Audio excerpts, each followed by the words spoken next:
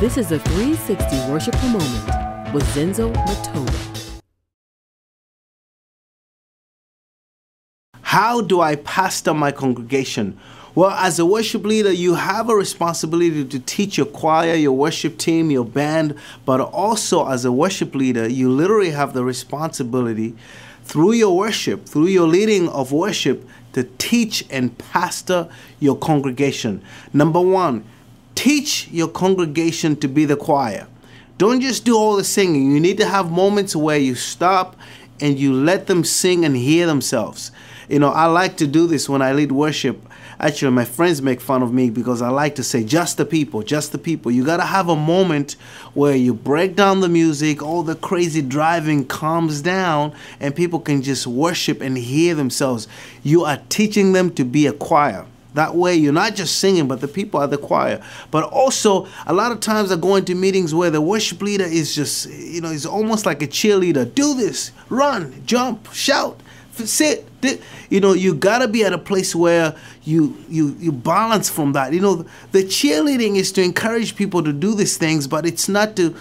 Sometimes we can overdo it so much that we cripple their congregation. They don't know what to do unless we're cheerleading. We're pointing out commands. So sometimes you need to just worship. If you want them to lift hands, you lift hands and worship, and keep doing this consistently, and you're going to realize that it's just going to be a matter of time before they begin to lift their hands, because you're lifting your hands. And so train your worship team from a place where you don't become a cheerleader or a drill surgeon, but you become a worshiper and they're following you.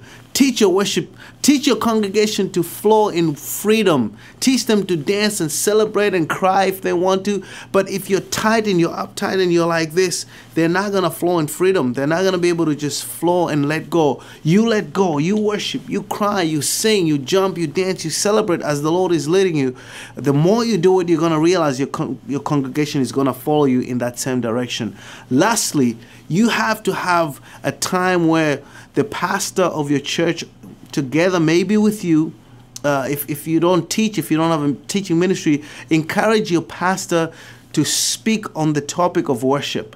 You know, we have 365 days in a year and so many Sundays in a year, about 50 something. I can't remember how many Sundays there are in a year. But listen, you want to make sure that at least 10% of those Sundays you are talking about worship, because worship is one of the most important things that there is. We love God and we worship. So make sure, besides just the leading and the singing and all that, that there are times where the pastor is teaching messages on what is worship.